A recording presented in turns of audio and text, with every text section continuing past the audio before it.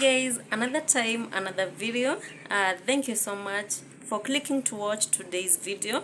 If you are joining me for the first time, welcome so much.